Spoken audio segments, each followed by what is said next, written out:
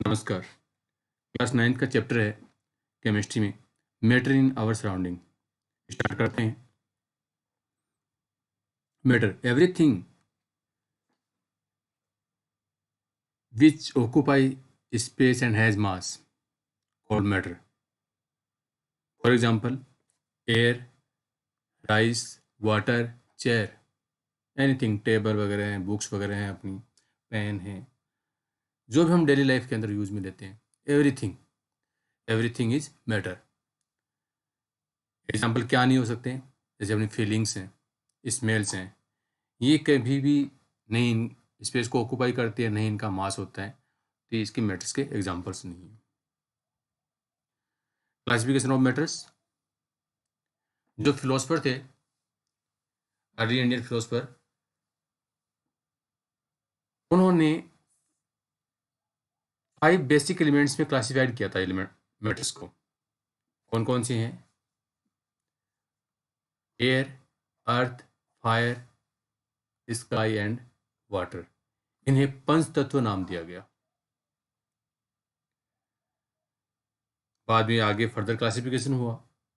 तो जो क्लासिफिकेशन हुआ वो फिजिकल स्टेट के बेस पे हुआ। तो फिजिकल स्टेट के बेस पे जो मैटर जो है वो क्लासिफाइड किए गए सॉलिड, लिक्विड और गैसेज के अंदर। फिर आगे एक और क्लासिफिकेशन हुआ, वो केमिकल कंपोजिशन के बेस पे हुआ कि इनका जो केमिकल कंपोजिशन है वो कैसा है। उस बेस पे इन्हें 2 कैटेगरीज के अंदर क्लासिफाइड किया गया, प्योर सब्सटेंसेज एंड मिक्सचर्स के अंदर। प्योर सब्सटेंसेज भी आगे फर्दर क्लासिफाइड किए गए एलिमेंट्स में और कंपाउंड्स में। मिक्सचर्स क्लासिफाइड किए गए होमोजीनियस मिक्सचर्स में और हेट्रोजीनियस मिक्सचर्स में। एक बार दोबारा बता दूं, जो अर्ली इंडियन फिलोसफर थे उन्होंने मैटर को क्लासिफाइड किया 5 तत्व में। 5 तत्व क्या क्या हैं? Air, earth, fire, sky and water. Physical state के बेस पे इन्हें 3 कैटेगरीज के अंदर क्लासिफाइड किया गया है, सॉलिड, लिक्विड, गैस के अंदर। केमिकल कंपोजिशन के बेस पे इन्हें प्योर सब्सटेंस और मिक्सचर्स में क्लासिफाइड किया गया है। प्योर सब्सटेंस भी फर्दर क्लासिफाइड किया गए हैं एलिमेंट्स और कंपाउंड्स में। और जो मिक्सचर्स हैं वो भी आगे फर्दर 2 कैटेगरीज के अंदर क्लासिफाइड किए गए हैं, होमोजेनियस मिक्सचर और heterogeneous mixtures. I think clear हो गया होगा टॉपिक। नेक्स्ट आगे चलें। Physical nature of matter.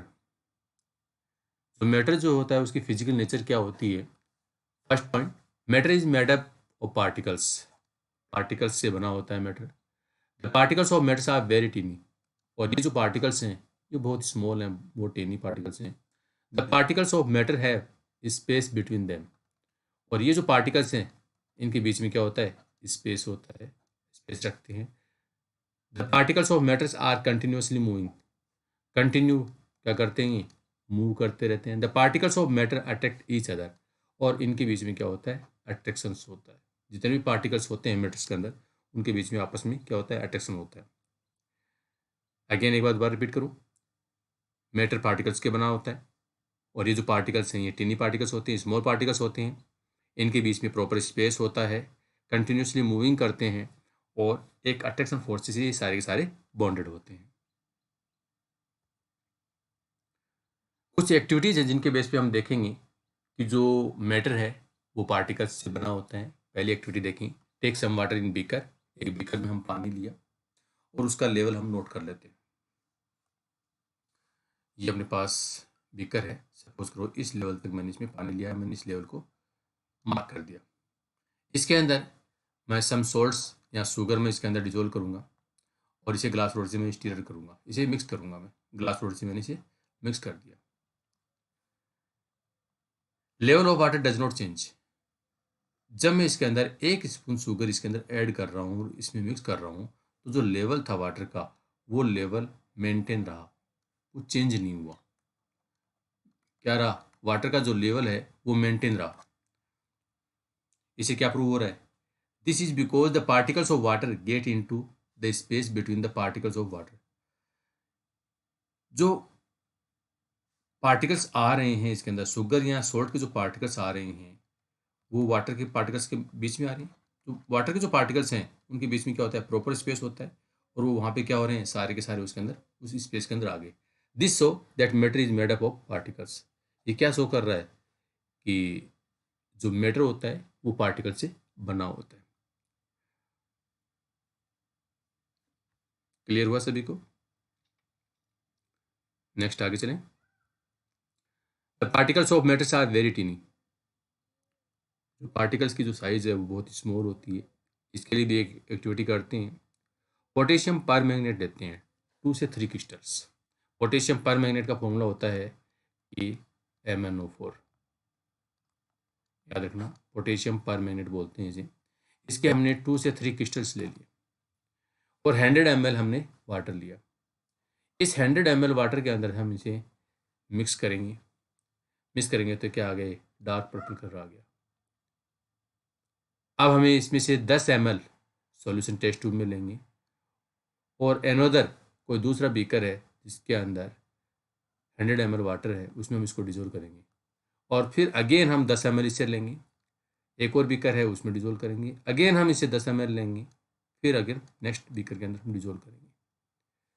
This so that is a few crystals of potassium permanganate can colour a large volume of water. कि कुछ ही क्रिस्टल्स लिए थे मैंने, 2 से 3 क्रिस्टल लिए थे, वो लार्ज वॉल्यूम ऑफ वाटर को क्या कर रहे हैं, वो कलर्ड कर रहे हैं। ऐसा क्यों हो रहा है? क्योंकि जो पार्टिकल्स हैं, because there are millions of tiny particles in each crystals. यानी एक क्रिस्टल्स के अंदर क्या होते हैं, मिलियंस ऑफ टिनी पार्टिकल्स उसके अंदर क्या होते हैं, मेंटेन होते हैं, जो डिजोल्व करने को क्या हो गए, दूर दूर हो गए, सेपरेट हो गए। जब कंसंट्रेशन ज़्यादा थी तो कलर क्या आ गया, डार्क आ गया, कलर डार्क आ गया। फिर मैंने इसमें 10 ml लिया तो पार्टिकल्स, नंबर ऑफ पार्टिकल्स क्या हो गए, कंसंट्रेशन कम हो गई। फिर अगेन लिया तो कंसंट्रेशन और कम हो गई, कलर क्या होता गया, लाइट होता गया। फिर हमने 10 ml लिया तो और इसके अंदर कंसंट्रेशन क्या होगी, KMnO4 की, और कम होगी। ये प्रूव कर रहा है कि जो पार्टिकल साइज है वो काफ़ी क्या है, स्मॉल है। नेक्स्ट जो एक्टिविटी है, the particles of matter have space between them. ये अभी हमने देख लिया। क्या लिया था, बीकर लिया था, उसके अंदर एक लेवल लगाया था। लेवल के अंदर हमने शुगर डिजोल्व की थी या सोल्ट डिजोल्व किया था, उसका लेवल चेंज नहीं हुआ। ये प्रूव कर रहा है कि जो पार्टिकल्स जो होती हैं उनके बीच में क्या होता है, स्पेस होता है। Particles of matters are continuously moving. Matter के जो पार्टिकल्स हैं वो कंटिन्यूस मूव करते हैं। इसके लिए एक एक्टिविटी है, take some water in a beaker. Beaker के अंदर पानी दिया, put a drop of blue और रेड इंक। इसमें हमने ब्लू अंक हमने इसके अंदर 2 या 3 से ड्रॉप हम इसमें डाल दी along the sides of the beaker. Leave it undisturb for a few hours. कुछ घंटों के लिए हमने इसे अनडिस्टर्ब रख दिया। The ink spreads evenly throughout the water due to the movement of the particles of water and ink. तो इसके अंदर हमने बिल्कुल भी स्टिर नहीं किया, बिल्कुल भी रोड वगैरह से मिक्स नहीं किया, लेकिन फिर भी कुछ घंटे में ये क्या होगा, इवनली क्या होगा, इसके अंदर कंप्लीटली मिक्स हो जाएगा। ऐसा क्यों हुआ? क्योंकि इसके अंदर वाटर के जो पार्टिकल्स हैं वे क्या कर रहे हैं, मूव कर रही हैं, और जो इंक के जो पार्टिकल्स हैं ये भी क्या कर रहे हैं, मूव कर रहे हैं। तो particles of matters are continuously क्या कर रहे हैं, मूव कर रहे हैं। नेक्स्ट, दोनों आपस में क्या हो गए, मिक्सिंग हो गई। और इस टाइप की जो मिक्सिंग होती है उसे बोलते हैं diffusion. The intermixing of two or more different type of matter, the intermixing of two or more different type of matter on their own is called diffusion. जो अपने आप से मिक्स हो रही हैं, इंटरमिक्स हो रहा है to or more different kind of matters, तो उसे हम बोलते हैं diffusion. Clear? Next, particles of matter attract each other. एक एक्टिविटी देखते हैं। सबसे पहले मैं ब्रेक करता हूँ चौक को। चौक को ब्रेक करना मेरे लिए बहुत ईजी होता है। फिर मैं एक रबर को ब्रेक करूँगा। तो रबर को मैं ब्रेक करूँगा तो क्या होगा, उतना ईजियर नहीं होगा जितना मेरे को चौक को ब्रेक करने में ईजी रहा। फिर मैं एक आयरन नेल को ब्रेक करने की कोशिश करता हूँ, जो कि मेरे से ब्रेक नहीं होगा, बहुत डिफिकल्ट होगा मेरे लिए ब्रेक करना उसको। ऐसा क्यों हुआ? This is because the particles in the iron nail के अंदर जो पार्टिकल्स हैं are held together with greater force. वो ग्रेटर अट्रैक्शन फोर्सेस से क्या होते हैं, बॉन्डेड होते हैं। कंपेरिजन किससे करें? Then in the rubber band और चौक। यानी कि चौक के अंदर जो पार्टिकल्स हैं, चौक के अंदर जो पार्टिकल्स हैं उनके बीच में और रबर के बीच में ये गैप है, लेकिन आयरन के बीच में क्या होगा, अट्रैक्शन फोर्सेज क्या होगा, बहुत ज़्यादा होगा। इसके पार्टिकल्स क्या होंगे, पास पास होंगे। अट्रैक्शन फोर्सेज ज़्यादा होगा तो इसे ब्रेक करना ईजी नहीं होगा। इसके कंपेरिजन में चौक और क्या लिया हमने, रबर लिया था। इन दोनों के कंपेरिजन में आयरन नेल के जो मॉलिक्यूल्स होते हैं उनके बीच में ग्रेटर अट्रैक्शन फोर्सेज होते हैं। Clear. Next, states of matter. Matter exists in 3 different states. They are solid, liquid, gas. सभी को क्लियर है, 3 फेज होती हैं, सॉलिड, लिक्विड और गैस होती हैं। Solid, hold space and fix shape, इनकी फिक्स शेप होगी। सॉलिड को जैसे पेन है, पेन एक फिक्स शेप में है। आपके पास बुक है, बुक क्या है, सॉलिड है, एक फिक्स शेप में है। लेकिन लिक्विड की जब हम बात करते हैं, वाटर है, जिस भी कंटेनर के इसको रखोगे आप, उस कंटेनर की शेप ले लेगा। तो क्या होता है, shape of container. Free surface होता है, ऊपर का जो सरफेस होता है वो फ्री होगा, वो किसी टच नहीं होगा। फिक्स वॉल्यूम, इसका वॉल्यूम क्या होगा, फिक्स होगा। गैस, गैस अपने रूम के अंदर गैसेज हैं। अगर इस रूम को मैं थोड़ा इंक्रीज कर दूँ, पिचका दूँ, तो ये वैसे ही शेप में आ जाएंगे। इसको मैं तोड़ दूँ तो वैसे ही शेप में आ जाएंगे। तो शेप ऑफ कंटेनर, जिस टाइप का भी कंटेनर है उसकी पूरी शेप ले लेंगे, वो उसके अंदर पूरे के अंदर वो क्या होंगे, फिल हो जाएंगे। वॉल्यूम ऑफ कंटेनर, और जो वॉल्यूम का कंटेनर है वही क्या होगा, उसका वॉल्यूम होगा। Solid, a substance is said to be solid if it possesses a definite volume and definite shape। जिसकी डेफिनेट वॉल्यूम होता है और डेफिनेट शेप होती है उसे हम क्या बोलते हैं, सॉलिड बोलते हैं। एग्जांपल्स कोई भी लिख दो आप, शुगर लिख दिया, रोग लिख दिया, टेबल लिख दिया, गोल्ड लिख दिया, आयरन लिख दिया, ये मैंने लिखा है। आप कोई भी एग्जांपल दे सकते हैं। In solid the constitute particles are held very close to each other in an orderly fashion and there is not much freedom of movement। एक orderly फैशंस के अंदर, यानी कि orderly क्या होते हैं, इसके अंदर पार्टिकल्स अरेंज होते हैं, orderly अरेंज होते हैं, और इनके अंदर फ्री मूवमेंट क्या होता है, जीरो होता है। जैसे आइस कहा मैंने, आइस के अंदर जो फ्रीडम ऑफ मूवमेंट है वो क्या होगा, नहीं होगा, क्योंकि वो क्या है, सॉलिड है। Next, liquid, a substance is said to be liquid if it possesses a definite volume but not definite shape। Shape किसकी लेगा, कंटेनर की लेगा। गिलास के अंदर पानी लिया, गिलास की शेप ले लेगा। बकेट के अंदर लिया, बकेट की शेप ले लेगा। They take up the shape of vessels in which they are put. वो उस वेसल्स की शेप ले लेंगे जिसके अंदर इसको रखा गया है। एग्जाम्पल्स कोई भी दे दो, मैंने लिया है वाटर, लिया है milk, petrol, oil, mercury. Mercury आपका मेटल्स है, जो लिक्विड मेटल्स होता है, याद रखना इसको, लिक्विड मेटल्स होता है। इसका सिंबल होता है Hg। एल्कोहल, एल्कोहल होता है C2H5OH, इसको याद रखना। In a liquid the particles are close to each other but they can move around. जो पार्टिकल्स होते हैं वो एक दूसरे के पास होते हैं, लेकिन लेकिन वाटर है, ठीक है, एक दूसरे के पास होते हैं, लेकिन ये क्या करते हैं, मूव करते रहते हैं, कंटिन्यू क्या करते रहते हैं, मूव करते हैं। Gas, A substance is said to be a gas if it neither possesses a definite volume nor a definite shape। नहीं इनका फिक्स वॉल्यूम होगा, नहीं इनकी फिक्स शेप होगी। एग्जाम्पल कोई भी गैस का एग्जाम्पल ले सकते हैं, hydrogen, oxygen, carbon dioxide, air etcetera हम लेते हैं। In gases matter the particles are far apart as compared to those present in solid liquid state और their movement is easy and fast. जो particles होते हैं वो एक दूसरे से काफ़ी दूर होते हैं, और सॉलिड लिक्विड स्टेट्स की कंपेरिजन में इनका जो मूवमेंट क्या होता है, इजी होता है और फास्ट होता है। प्रॉपर्टीज ऑफ सॉलिड पूछते हैं एग्जाम में, स्टेट्स ऑफ मैटर्स देखते हैं अभी।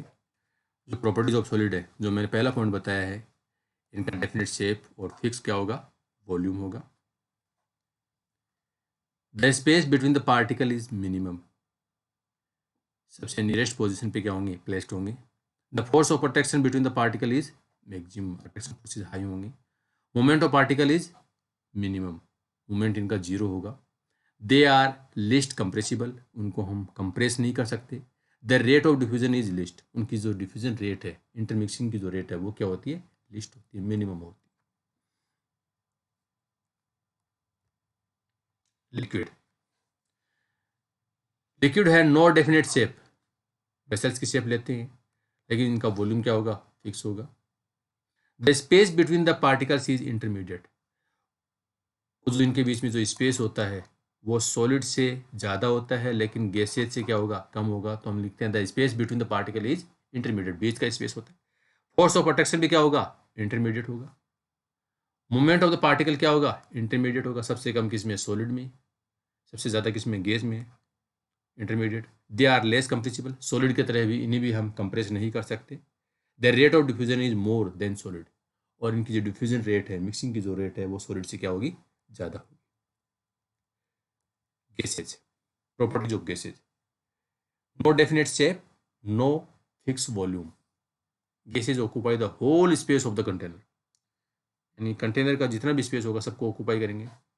Space maximum between the particles, among the particles.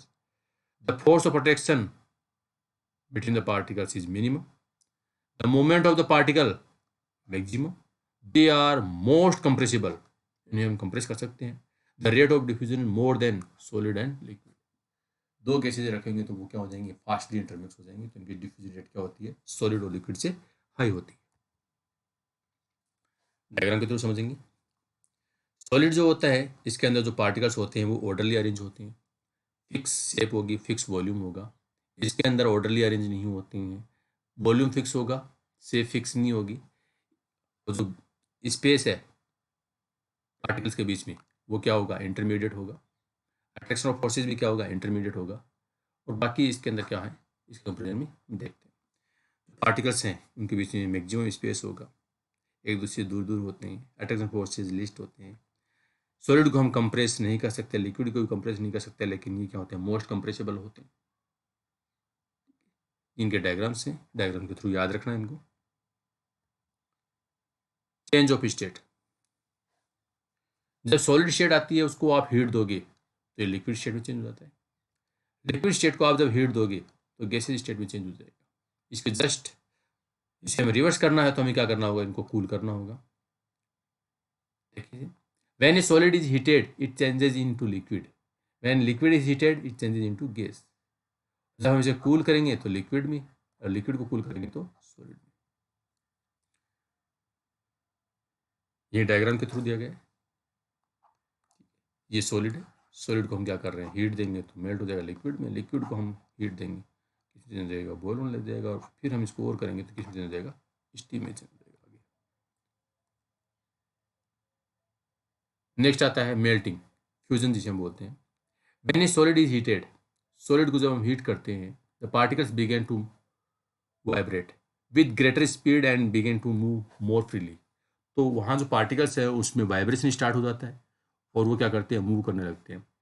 Then at a particular temperature the solid melts and changes into liquid. एक पर्टिकुलर टेम्परेचर होगा, फिक्स टेम्परेचर होगा, crystals होते हैं, एक फिक्स टेम्परेचर होता है, उसके ऊपर क्या होंगे, वो लिक्विड के अंदर कन्वर्ट हो जाएंगे। The process of melting is also known as fusion.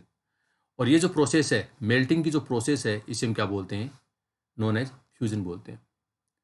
The temperature at which A solid melts is called its melting point. Solid melts होते हैं, इसे हम मेल्टिंग पॉइंट कहते हैं। The melting point of ice 0 degree Celsius होता है। 0 degree Celsius पे ही ice बनता है और 0 डिग्री सेल्सियस पे ही क्या हो जाएगा, वो वाटर के अंदर कन्वर्ट हो जाता है। और 0 डिग्री सेल्सियस किसकी इक्वल होता है, 273 केल्विन की इक्वल होता है।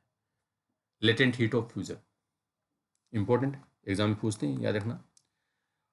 1 किलोग्राम ऑफ सॉलिड, यानी कि रिक्वायर्ड हीट या required energy to change 1 kilogram solid into liquid at atmospheric pressure at its melting point is called the latent heat of fusion.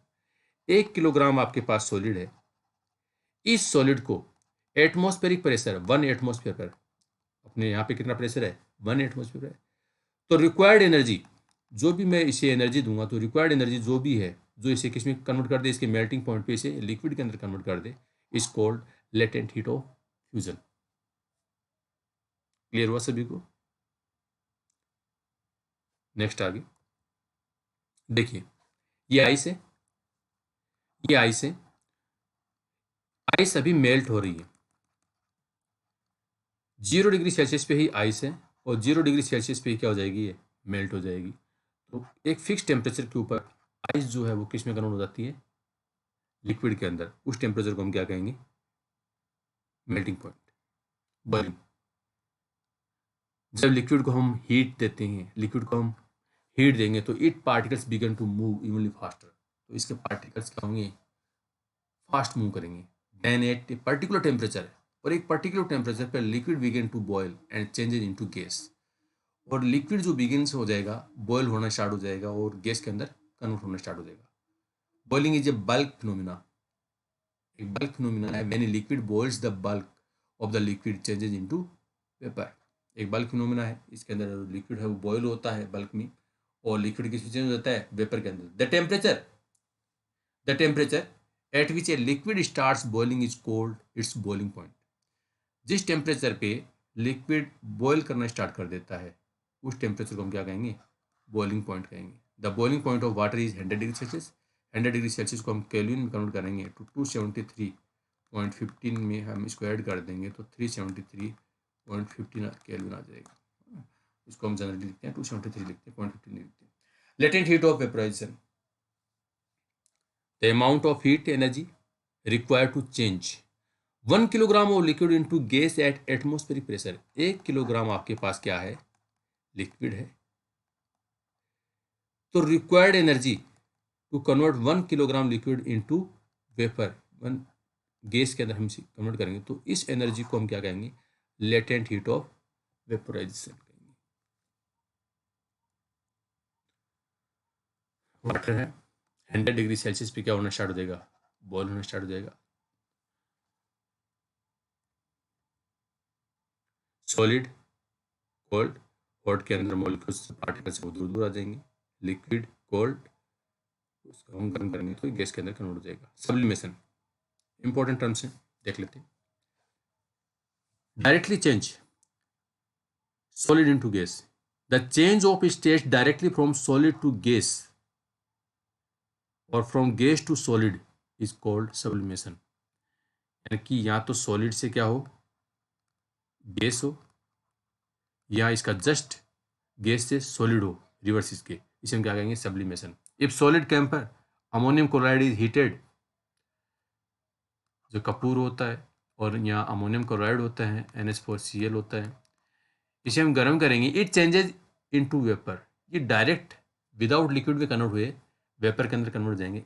If the vapours are cool it changes into solid. अगर vapour को हम cool करें तो किसी change हो जाएंगे, solid के अंदर चेंज हो जाएंगे। यहाँ पे ये चाइना डिस्क है, इस चाइना डिस्क के अंदर मैंने रखा है अमोनियम क्लोराइड NH4Cl। इसे मैं क्या दे रहा हूँ, हीट दे रहा हूँ।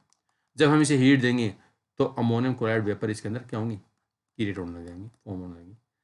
ये क्या है, फनल लगा दिया, फनल में मैंने ऊपर कॉटन लगा दिया, और यहाँ पे क्या है, इसकी वेपर्स आ जाएंगी। इन्हें हम कूल करेंगे तो वापस किस चेंज हो जाएगा, सॉलिड के अंदर चेंज हो जाएगा।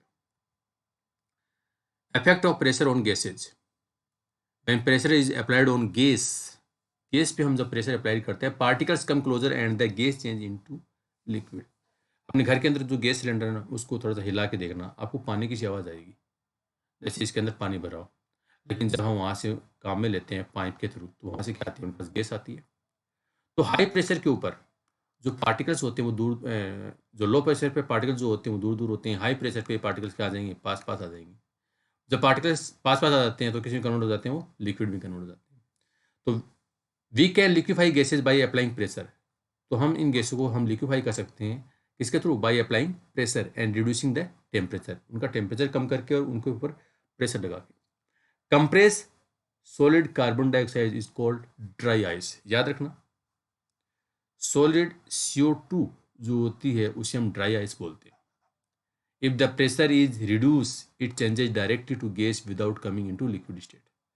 अगर हम प्रेशर को रिड्यूस करेंगे तो डायरेक्ट किस में जाएगा, लिक्विड स्टेट में।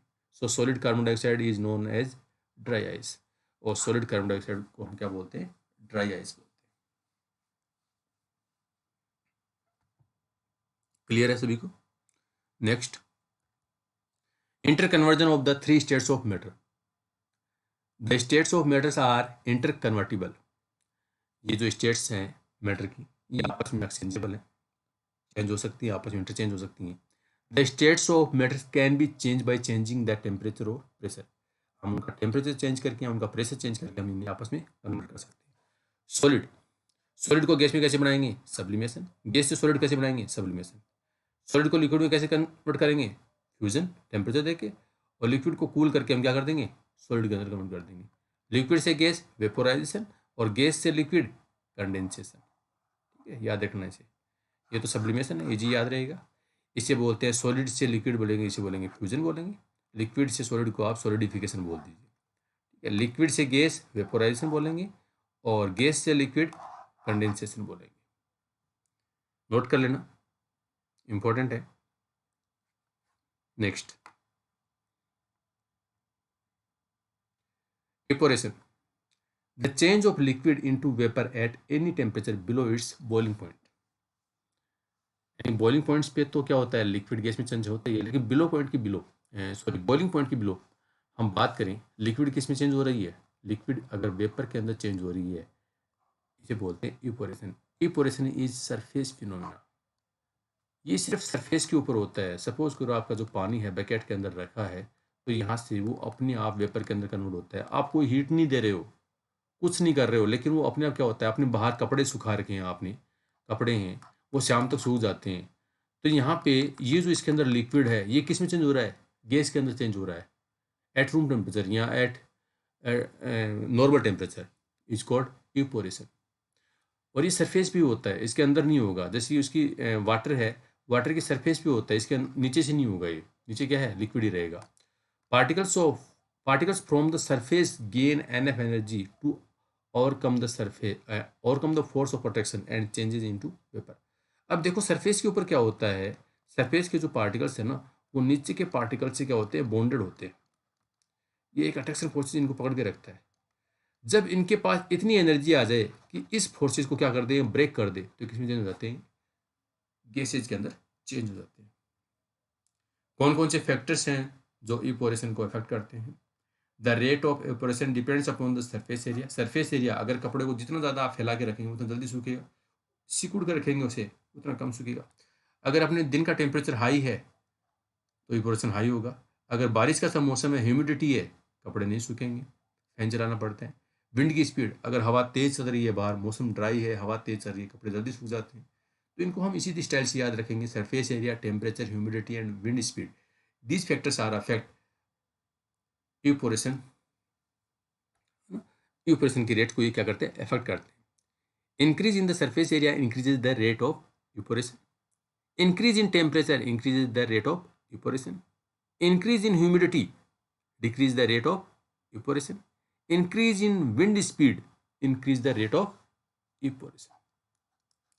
ये पॉइंट्स इंपॉर्टेंट है, याद रखना इनको।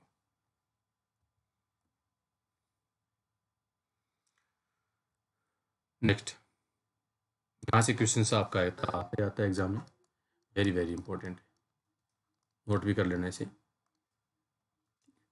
When a liquid evaporate, the particles of the liquid absorb heat from the surrounding and evaporate। यहाँ जो कपड़े हम सूखने की बात कर रहे हैं, तो क्या होता है, यहाँ सराउंडिंग से ये क्या करते हैं, पानी है, एनर्जी अब्जॉर्व करता है, और वो एनर्जी अब्जॉर्व करने के बाद किस में कन्वर्ट हो जाता है? ये वेपर के अंदर। तो सराउंडिंग क्या हो जाएगी? सराउंडिंग की हीट इसने अब्जॉर्व की, तो सराउंडिंग क्या हो जाएगी? कूल हो जाएगी।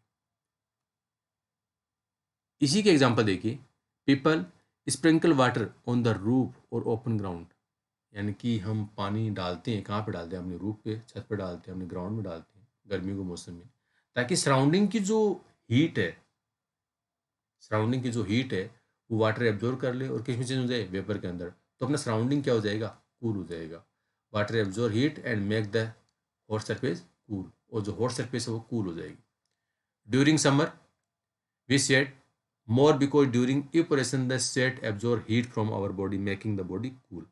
जो पसीना आता है अपनी गर्मियों में, वो क्या करता है? अपनी बॉडी की जो हीट है वो एब्जॉर्ब कर लेता है और हमें क्या करता है? कूल करता है।